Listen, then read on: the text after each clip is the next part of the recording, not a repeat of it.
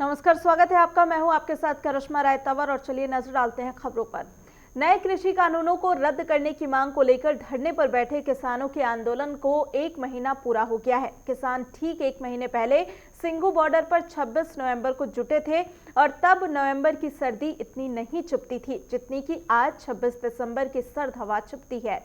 Singhu border, टिकरी border, Ghazipur border में पिछले 1 महीने में टेंट और ट्रैक्टर में किसान की पूरी गृहस्थी बस गई है। इसी बीच आज किसान संगठन की अहम बैठक होने जा रही है और इस मीटिंग में किसान संगठन प्रधानमंत्री नरेंद्र मोदी की ओर से बातचीत के लिए दी गई नई पेशकश पर चर्चा भी कर सकते हैं और आगे की रणनीति पर भी चर्चा होगी। जानकारी के मुताबिक कुछ किसान संगठन ने संकेत दिया है कि वो सरकार के साथ एक बार फिर से वार्ता शुरू कर सकते हैं ताकि इस गतिरोध का कुछ समाधान निकाला जा सके और इसी बीच सरकार को उम्मीद है कि 2-3 दिनों में किसानों के साथ बातचीत शुरू हो सकती है।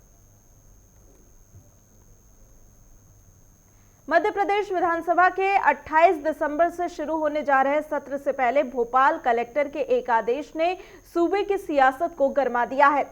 आदेश में लिखा गया है कि 28 दिसंबर से शुरू होने जा रहे विधानसभा सत्र के दौरान विधानसभा परिसर के 5 किलोमीटर दायरे तक भारी वाहन जैसे कि ट्रक, ट्रैक्टर, ट्रॉली, डंपर और धीमी गति से चलने वाला टांगा, बैलगाड़ी पर प्रतिबंध रहेगा। आदेश के मुताबिक यह प्रतिबंध 30 दिसंबर तक जारी रहेगा और भोपाल के कलेक्टर के इस आदेश पर कांग्रेस ने आपत्ति जताई है। इस किसान विरोधी कदम इसे बताया है और कांग्रेस विधायक और पूर्व मंत्री जीतू पटवारी ने ट्वीट करते हुए लिखा कि शिवराज सरकार द्वारा विधानसभा सत्र से पहले शहर में ट्रैक्टर, ट्रॉली और बैलगाड़ी पर प्रतिबंध लगाना किसान विरोधी मानसिकता दर्शाता है। सरकार के ऐसे तुगलकी फरमान कांग्रेस को किसानों की आवाज बनने से कभी नहीं रोक पाएंगे और 28 दिसंबर को सभी विधायक ट्रैक्टर से ही विधानसभा जाएंगे। गृह मंत्री अमित शाह देर रात पूर्वोत्तर के 2 दिन के दौरे पर गुवाहाटी पहुंचे। अमित शाह का स्वागत करने के लिए राज्य के मुख्यमंत्री सर्बानंद सोनोवाल खुद एयरपोर्ट पर पहुंच रहे थे और गृह मंत्री भले ही देर रात गुवाहाटी पहुंचे हों लेकिन उस वक्त भी उनके स्वागत के लिए राज्य सरकार ने लोक कलाकारों का इंतजाम किया था। गुवाहाटी के लोकप्रिय गोपीनाथ बारदोलोई इंटरनेशनल एयरपोर्ट पर कलाकारों और स्थानीय बीजेपी कार्यकर्ताओं ने उनका स्वागत किया और आज अमित शाह गुवाहाटी में कई सरकारी कार्यक्रमों की आधारशिला भी रखेंगे। गृह मंत्री असम के 8000 नामघर वैष्णव संतों के बीच वित्तीय सहायता का वितरण भी करेंगे और साथ ही ये भी बता दें कि असम में 2021 में विधानसभा चुनाव होने हैं। अमित शाह इस दौरे में बीजेपी की विधानसभा चुनाव की तैयारियों पर भी मंथन करेंगे। 27 दिसंबर यानी कि कल अमित शाह गुवाहाटी से मणिपुर जाएंगे और मणिपुर में गृह मंत्री एक मेडिकल कॉलेज समेत कई प्रोजेक्ट की आधारशिला रखेंगे। 27 दिसंबर को ही अमित शाह मणिपुर से दिल्ली लौट आएंगे।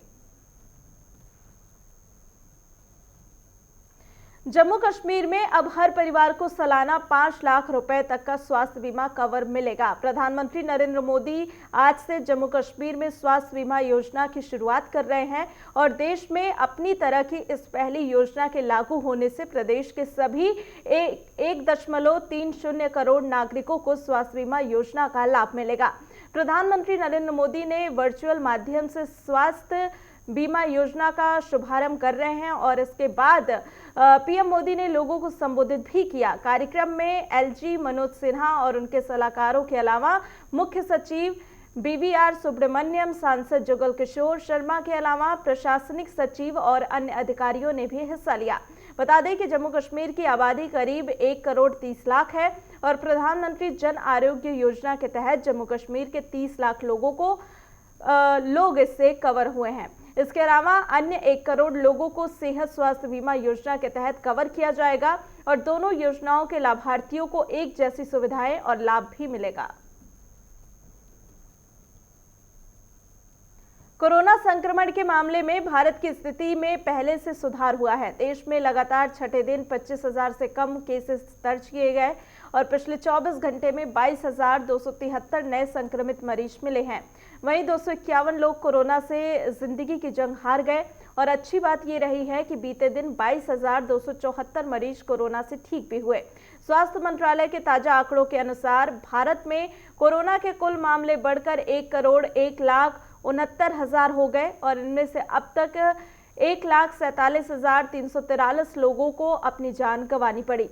कुल एक्टिव केसेस की बात करें तो ये 2,81,000 पर है, जबकि 97 लाख से ज्यादा लोगों ने कोरोना को मात दी है। महाराष्ट्र, कर्नाटक, आंध्र प्रदेश, तमिलनाडु और केरल में सबसे ज्यादा रिकवरी हुई और राहत की बात यह है कि मृत्यु दर और एक्टिव केस रेट में लगातार गिरावट दर्ज की जा रही है।